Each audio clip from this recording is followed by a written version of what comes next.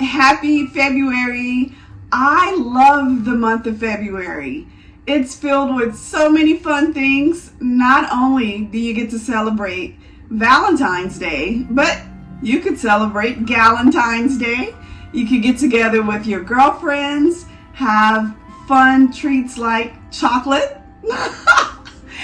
You could also do really fun dinners, really have an opportunity to bust out some of your gourmet skills. Lots of folks like to, of course, go out for dinner, but a nice homemade meal is also a really good idea for Valentine's Day. Just a small, intimate dinner with someone that you love, even if it's just you and your cat. I have a really nice chocolate chip recipe that I want to bring to you today. I was inspired to make this chocolate chip recipe because we have a new cookie shop in our area, and these cookies are so delicious because they're kind of thick, but they are also very kind of compact and gooey in the middle. And I have been dying to figure out how they do it. And so I think one of the things that they do is make the cookies in somewhat of a cupcake kind of shape. And so I tried that out, and I think I'm close, but still working on it. In any case, it's a delicious cookie. One of my favorite parts about this recipe is the fact that it's kind of a minimal sugar recipe. So while it's not, low calorie or even cookie light or sugar light or WW friendly, then you'll find that in this recipe it's not a lot of sugar, compared to some of the recipes that you find, but it's still super delicious and just packed with, tons of sugary goodness that you're used to in all of your favorite cookies that you'll find. And I think the presentation is so cute, especially for something like Valentine's Day. You could get really creative in your presentation. So, are you ready to learn how to make this fabulous cookie? All right, without further ado, here you go. Okay, let's talk about our ingredients. You're going to need, of course, a little bit of sugar. You're going to need some flour. And we will talk about our ingredients, of course, as we go through them. I have brown and white sugar. You're going to need eggs. You're going to need some baking soda. These days, when you talk about eggs, you're going to need a little money, honey, because they are expensive. This recipe, I should say, calls for cornstarch as one of your ingredients. There is your butter, and you're also going to need a little bit of salt, vanilla, and we have our chocolate chips, of course, and I have some nuts. You may not want to add nuts, but I'm going to use pecans or walnuts or whatever, and vanilla, of course. All right, now I'm adding my cornstarch to my little device here to sift through our flour. So I thought I would save a little time. And so it's 3 tablespoons of cornstarch that I'm adding to 1 1/4 cup of an all-purpose flour. Okay, and I'm going to also add a 1/2 teaspoon of salt. And I will add the ingredients to the description box, okay, so you have them. So in my sifter here, into a large glass bowl, again, I have 1 1/4 cup of all-purpose flour, 3 tablespoons of cornstarch, and a 1/2 teaspoon of salt. And I'm just going to sift that through and add it to my bowl. And the sifter is great because it will allow these ingredients, the dry ingredients, to blend together so that you can kind of ensure that they're blended well. Okay, so we'll sift those together, add them to the bowl, and then we will move on. So dry ingredients there, and then also we're going to add our 1/2 teaspoon of baking soda to the dry ingredients as well. Don't forget to add those. A bit of a dreary day here, perfect for baking. And so I thought I would get this done on a day that, it's kind of cool outside, nice to turn on your oven when you have a dreary day and you can just kind of kick back and enjoy the cooler weather. All right, I love a chocolate chip cookie, so this is going to be nice. Get your kitchen all warm and cozy. Next, let's get started with our butter. And the recipe calls for a stick of butter, and it's a half of a cup, and you want to cut it into these diced kind of slices here. And add your egg, 1 egg. The recipe calls for 1 egg.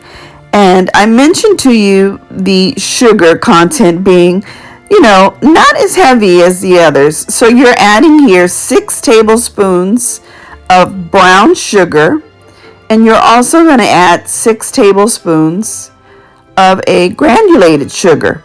So that's 12 tablespoons of sugar.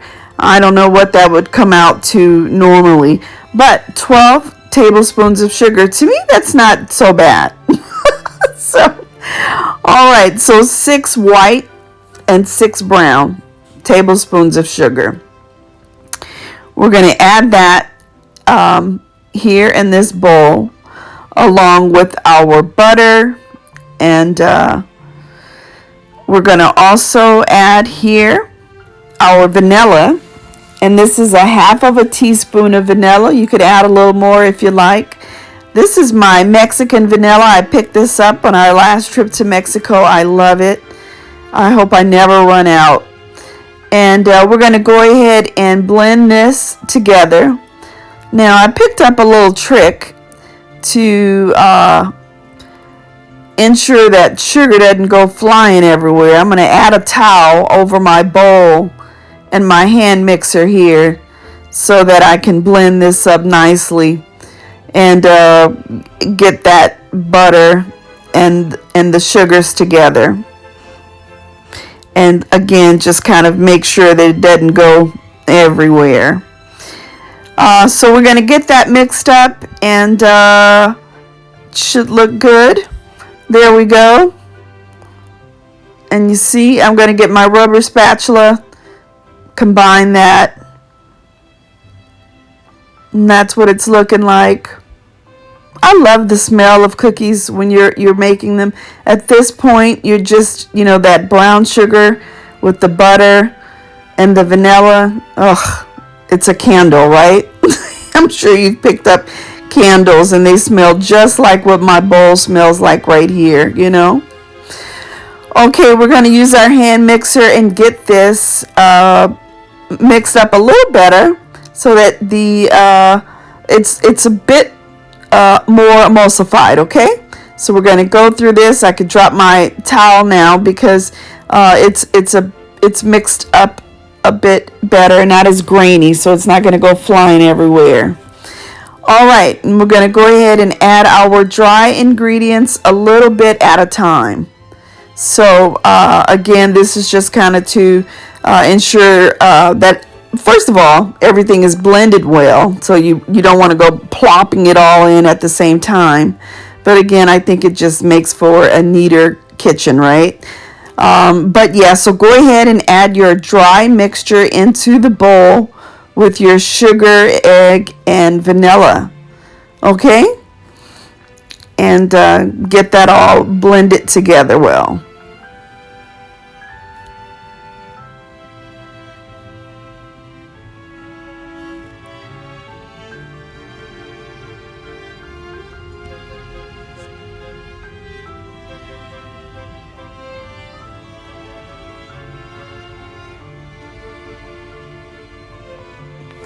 This recipe didn't take long at all to come together. It's something that you could do with your kids even, and it only took maybe 18-20 minutes or so to get this going.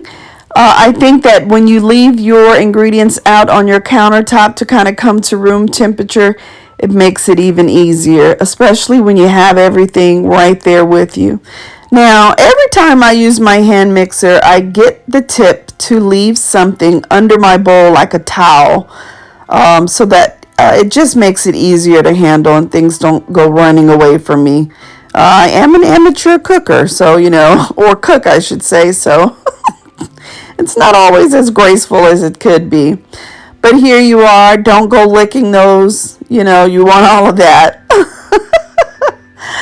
All right, I used a rubber spatula to kind of get those, get all of that mix out of the mixing spoons and added them to my bowl. And now I'm going to go ahead and add my chocolate chips and my walnut pieces. You add as much as you'd like. This is about a cup each.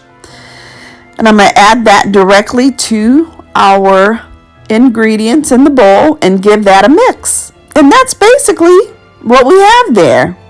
That is our cookie dough mix. And it's looking good and it's smelling good.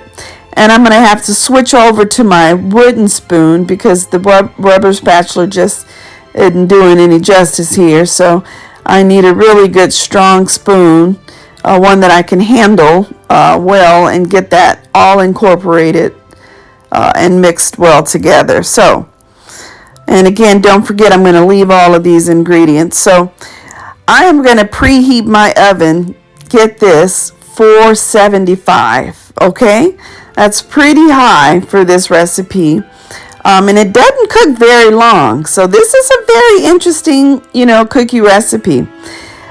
Some of the things I think that are interesting about this recipe is, again, the low content of sugar, if you ask me, and that cornstarch. I don't see a lot of recipes with cornstarch. All right, there's our cookie dough. I mentioned to you that I'm going to use these cupcake containers, and I'm going to go ahead and spray that with a little bit of cooking oil just because I don't want it to stick to them. And I'm going to use my cupcake holders and an ice cream scooper. And I'm going to add a generous scoop into each of these cupcake holders. And I'm going to bake them. Now, if you go into any little store, the Dollar Tree, for example, they have the cutest cupcake holders now with the Valentine's Day, designs. You could pick those up, really cute. And you could even present those, but I don't have those this time around. And of course, you're going to remove the paper wrapper, but it's just a very cute little way that you can present, your cookies for Valentine's Day. And you want to be generous here in your scoop because, of course, these are supposed to be, fat cookies. You want a chunky cookie. And if you've ever heard of the bakery, the Levine Bakery, it's kind of mimics that style. Those cookies are delicious. And it's kind of mimics that style. All right, here we are. And again, I'm going to preheat my oven to 475 degrees. Stick them in the oven. And if you can believe it or not, it says to check our cookies after 8 minutes. And then I'll show you what they look like. And into the oven and out that fast. Look at this. Now, I have to be honest, I stuck them back in for a couple of more minutes because I wanted them a bit more brown. I thought they were just a little too gooey inside for me. And they were almost goopy. I don't like that. So I stuck them in for a couple more minutes. And this is what we're working with.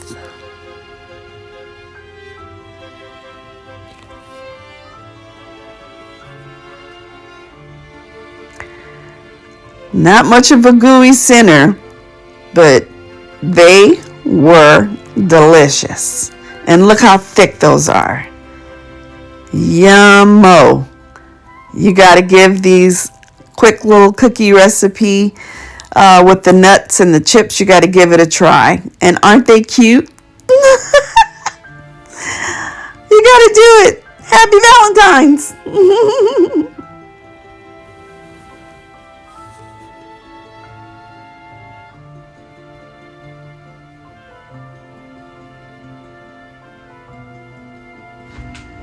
Well, what did you think about that recipe?